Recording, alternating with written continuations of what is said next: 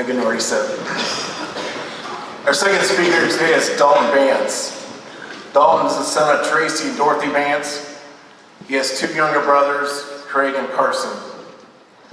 Dalton ran varsity cross country in his 4 years in high school, participated in band and choir, sang in an award-winning men's quartet, and played lead roles in the musicals. He received many Division I ratings throughout high school for his vocal and instrumental music, and received the ACDA Outstanding Vocalist Award this spring. During high school, Dalton has enjoyed composing music, creating videos for his YouTube channel, and writing stories. In the fall, Dalton is attending the University of Iowa to study cinema, and he hopes to begin a career in the entertainment business as a writer, director, or actor. Ladies and gentlemen, it is again my honor and privilege to introduce our second commencement speaker, Mr. Dalton Bantz.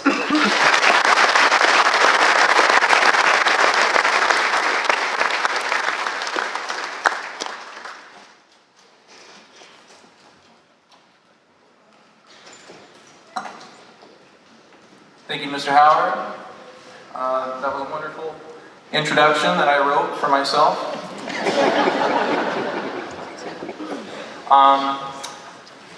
Talking about Mr. Howard, it was his birthday yesterday, so if any of you guys get the chance, wish him a happy 90th birthday.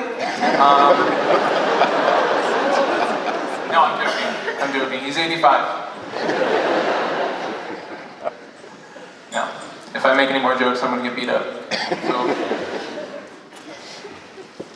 Family, staff, graduates, and the people that just show up to public events because they think that there's going to be free food. Welcome. It is an honor to be speaking to you all today, representing the 2019 Independence High School graduates this afternoon.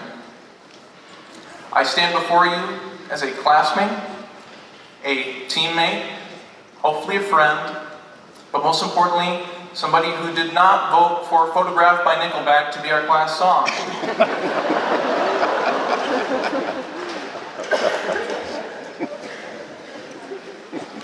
You guys don't like that song? Today, we gather to celebrate a tremendous achievement that only 91% of Iowans get to experience in their life. Receiving a high school diploma. 91%. You guys truly beat the odds.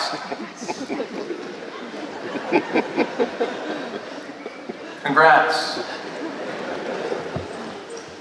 With this diploma, you will now have an amazing advantage in the workforce over all 9 people in Iowa that didn't graduate high school.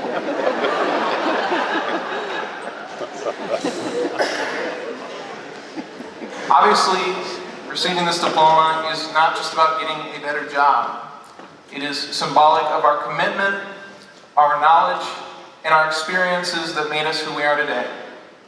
And I hope I can, in the few minutes that I'm at this podium, represent what this class has stood for in these 4 years, as well as leave you with some parting thoughts for the graduates. That's right, I'm going to stand up here and pretend that I know any more about our future than you do.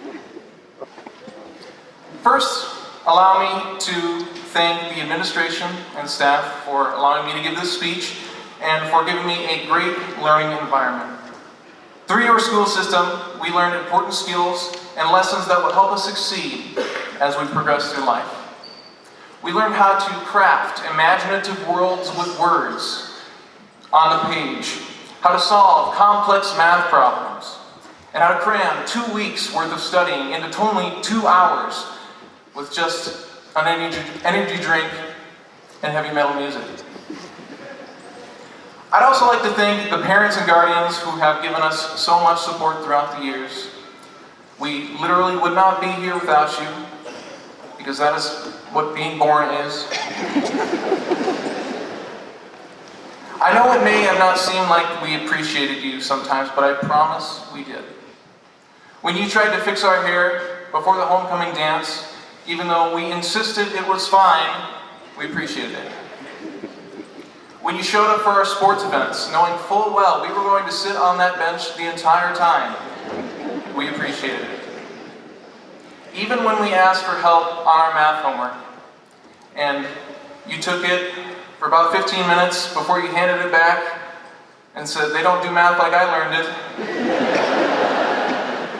We still appreciated it. Thank you, parents and guardians. And now it's time for the graduates. Remember the first morning of freshman year? It feels like yesterday. It had only been a summer, but we all looked so much older than we did in middle school. The air smelled like hope and way too much Axe body spray. It seemed like senior year was so far away. We'd all be senior citizens before we graduated. But we survived every bombed test, every early morning college class, every bad breakup, and every rebound after every bad breakup to be here today, ready to graduate.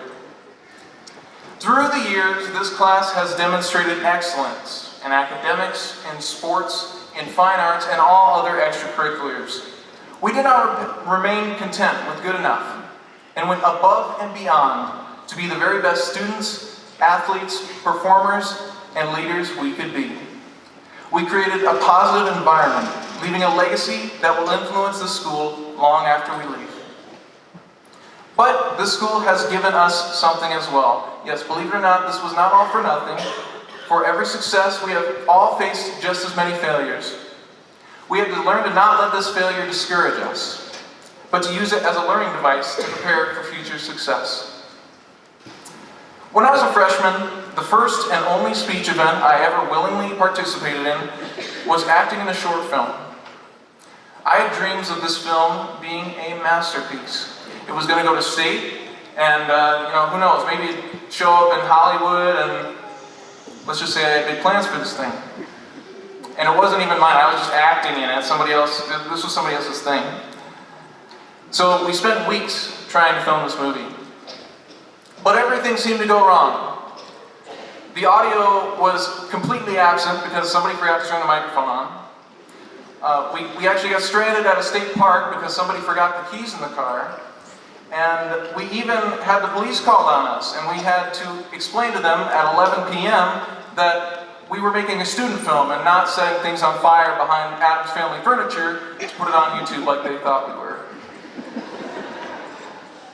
But how did the movie turn out, you may be asking? Well, I'm sorry to say it didn't make it to state. In fact, I'm pretty sure we burned every single copy because if we ever were elected president, our participation in its creation would be an unimpeachable offense.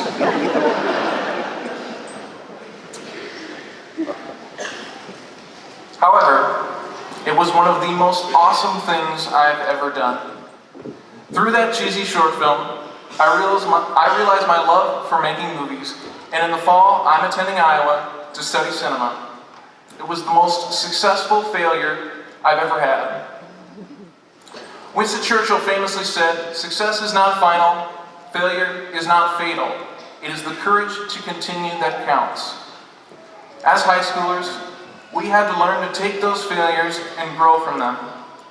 So as we transition into the rest of our lives, we cannot be entangled in our pride or our doubts, our wins or our losses, our fortune or our misfortune. We instead must find the courage to continue taking risks and pushing boundaries even when we felt we have failed. Because within each perceived failure, there is success. Through failure, we gain new insight into our abilities and create new pathways toward greater victory. Failure is the crucible in which our flaws and mistakes are founded into success. We are all going down different paths in life, but the skills we've learned here are what connect each and every one of us. Use these skills to improve your lives and the world, because even your failures are valuable. Congratulations to the Independence graduating class of 2019.